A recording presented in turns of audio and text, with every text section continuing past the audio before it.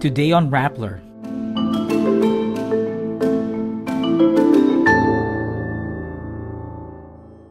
DICT Chief Henry Aguda urges Mark Zuckerberg to act against fake news and deepfakes on Facebook. Commercial fishing intrusions in municipal waters rose by 10.5%. The US TV network CBS cancels The Late Show with Stephen Colbert. Manny Pacquiao and Mario Barrios brace for an all-out war over the Mexican-Americans WBC welterweight title. And Alex Eala aims to represent the country in the best way possible. Department of Information and Communications Technology Chief Henry Aguda urges Meta CEO and Facebook founder Mark Zuckerberg to take action against the spread of fake news, deepfakes, and other harmful content to protect Filipino users on the platform. In a radio interview on July 17, Aguda said he sent a letter urging Zuckerberg to act faster in addressing harmful content. He also requested Meta to set up more content moderation teams in the Philippines, as he believes this will decrease delays in removing disinformation and other toxic content on Facebook. At a House hearing on online disinformation in April, Meta representatives said users are responsible for what they post. They also pointed to Facebook's community standard, which bans disinformation and adds labels on AI-generated content.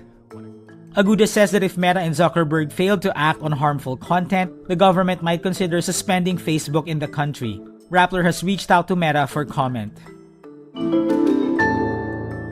Data from an illegal fishing monitoring platform shows commercial fishing intrusions in the 15-kilometer municipal waters went up by 10.5% from 2023 to 2024. There were 31,843 intrusions in 2024, up from 28,822 in 2023.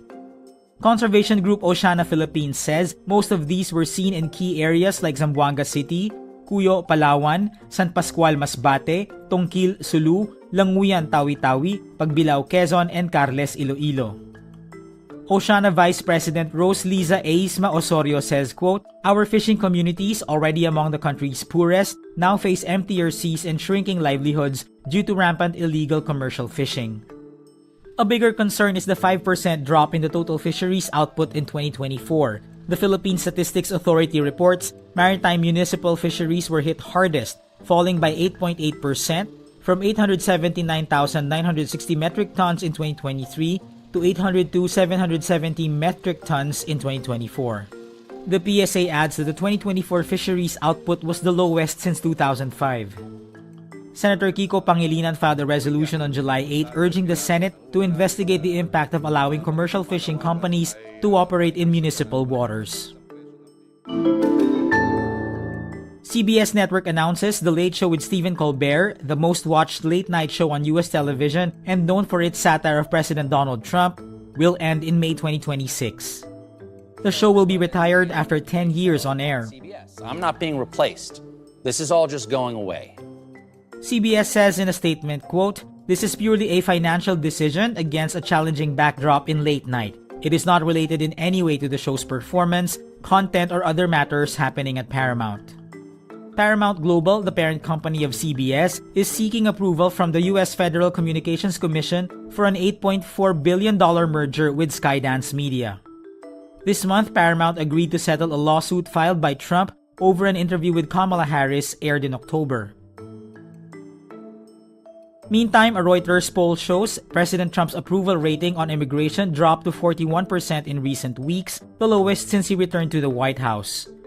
The same poll showed that 41% of people also approved of his overall job performance. In an earlier poll, his approval rating on immigration was slightly higher at 43%. Only 28% of the respondents agreed that, quote, "immigration arrests at places of work are good for the country," while 54% disagreed. Manny Pacquiao and Mario Barrios are set to battle for the Mexican-Americans WBC welterweight belt on July 19 or Sunday, July 20 Philippine time. The two appeared friendly during their face-off on Wednesday, July 16 at the studio ballroom of MGM Grand.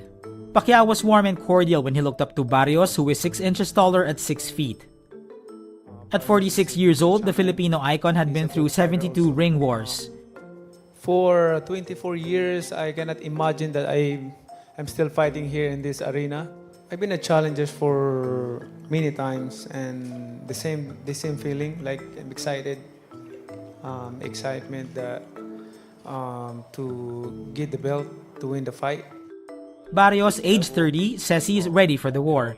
I believe I'm in my prime right now. I've been preparing for 12 rounds of nonstop action, and because I know the style that he brings when he steps into the ring, and but yeah, I'm looking to test him in every way come Saturday.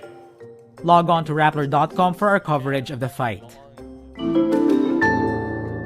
Alex Eala says she makes it a point to represent the country in the best way possible.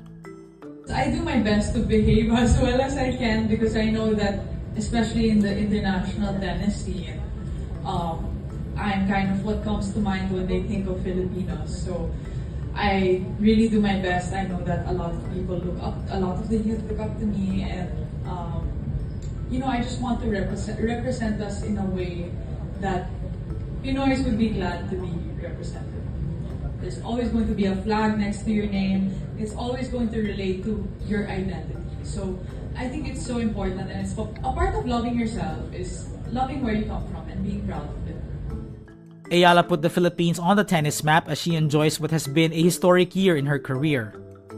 Currently ranked 56th in the world, she competed in her first WTA final in the Eastbourne Open in June and became the first Filipino in the Open era to see action in the Wimbledon main draw. And that's today's wrap. I'm JC Gotinga. Thank you for watching. Click the link below for the full story. Follow us on Rappler's YouTube, Facebook, X, Instagram, and TikTok.